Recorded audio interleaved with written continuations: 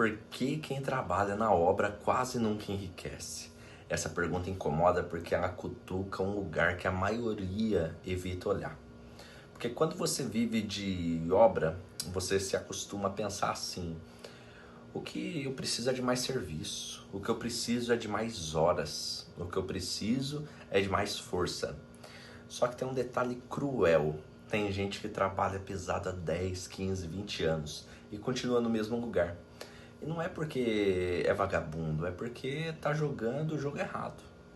Fica comigo até o final porque hoje eu vou te mostrar o que quase ninguém fala com clareza.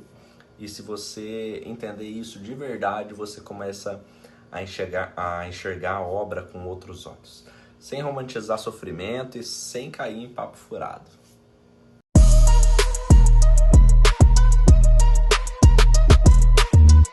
Fala, brother! Aqui é o Jean, da Elite Drywall. E eu não tô falando isso de livro, não. Eu tô falando de vivência de obra, de ralar, de acertar, errar, de ver gente boa ficar travada e de ver gente mais ou menos crescer.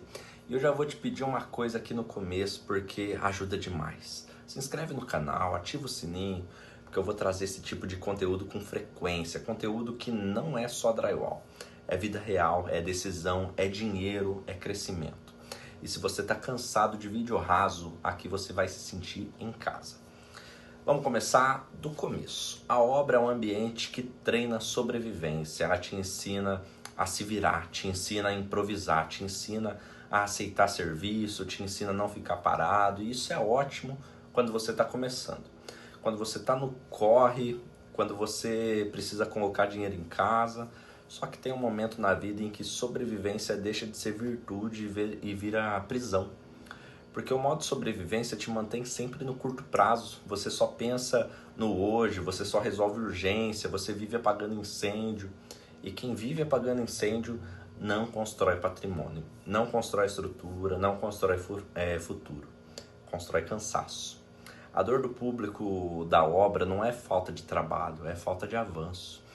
É olhar o mês inteiro e perceber que o dinheiro entra e some. É comer material, repor ferramenta, arrumar carro, pagar conta. E quando você vê, sobrou quase nada. E é estar sempre ocupado, mas nunca livre. É sentir que o corpo está dando mais do que a conta bancária. E isso vai corroendo por dentro, porque o cara não quer ficar rico para ostentar, ele quer ficar rico para respirar, para não viver com medo, para ter escolha, para dar uma vida melhor para a família. Só que ele não sabe o caminho, então ele faz o que conhece, trabalha mais, e aí que mora o problema. Eu vou te contar uma história bem realista que poderia ser em Mogi Guaçu, Itapira, Americana, Campinas, qualquer lugar. Imagina um montador bom, caprichoso, não dá mancada, chega cedo, faz um serviço bonito, o nome dele roda na cidade. Ele sempre tem obra, só que ele aceita tudo. Cliente que pede desconto, ele dá. Cliente que quer prazo absurdo, ele aceita. Cliente que muda o escopo, o projeto no meio, ele engole. Ele trabalha sábado, domingo, feriado. Ele acha que isso é ser guerreiro.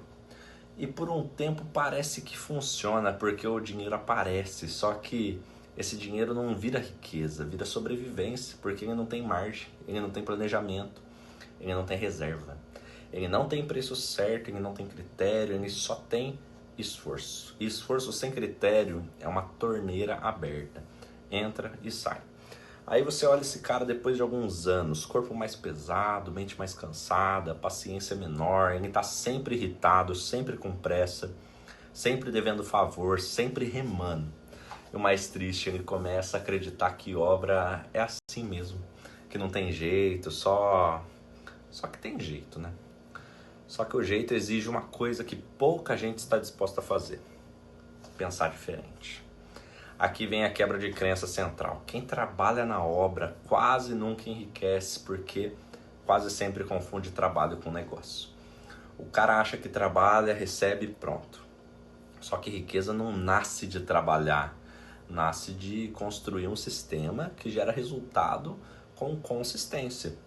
Enquanto você for só execução, você está preso numa troca simples: tempo por dinheiro.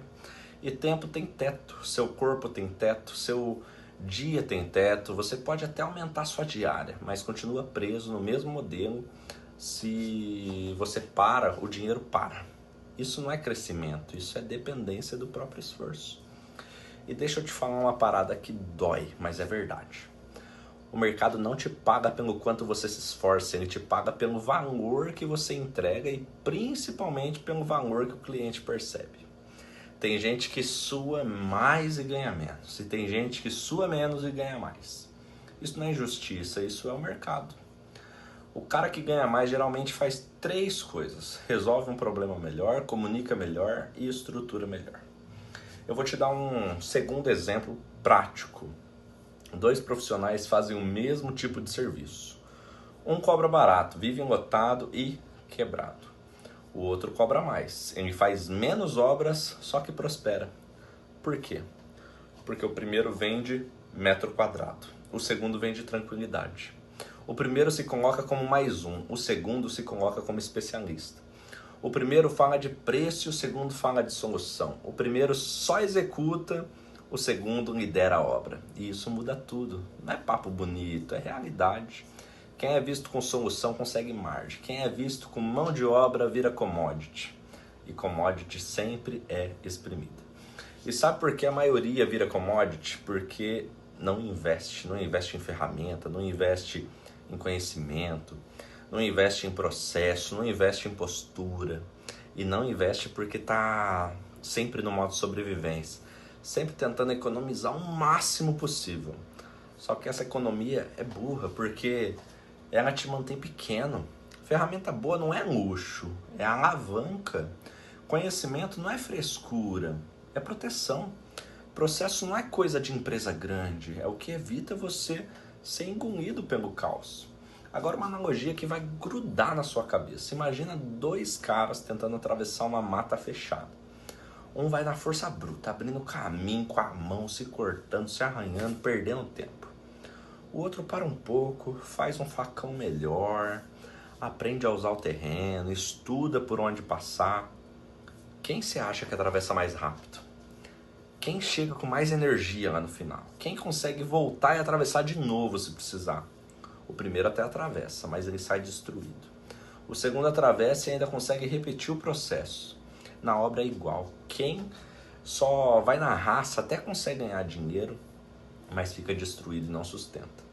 A aplicação prática para você que vive na obra e quer sair desse ciclo. Primeiro, você precisa parar de pensar só em quanto eu vou ganhar nesse serviço e começar a pensar quanto eu vou sobrar depois desse serviço.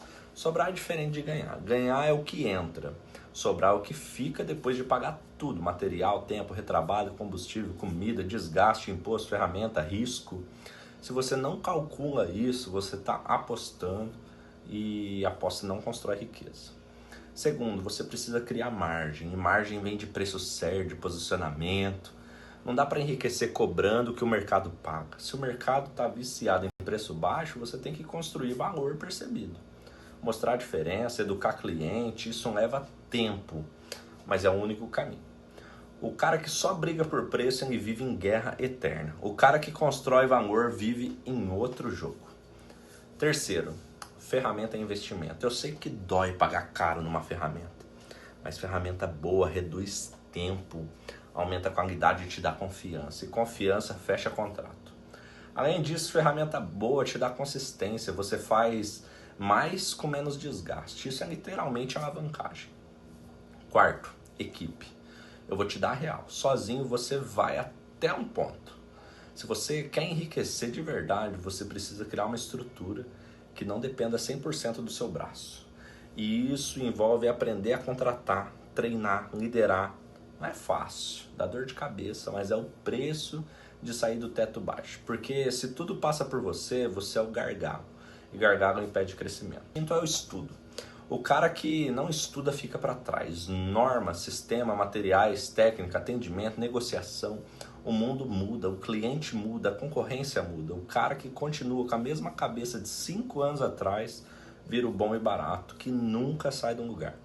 O cara que estuda vira referência. Agora, o que ninguém te conta sobre trabalho pesado e dinheiro é que a obra é um lugar que glorifica esforço, mas não ensina estrutura. E sem estrutura, esforço vira areia na mão.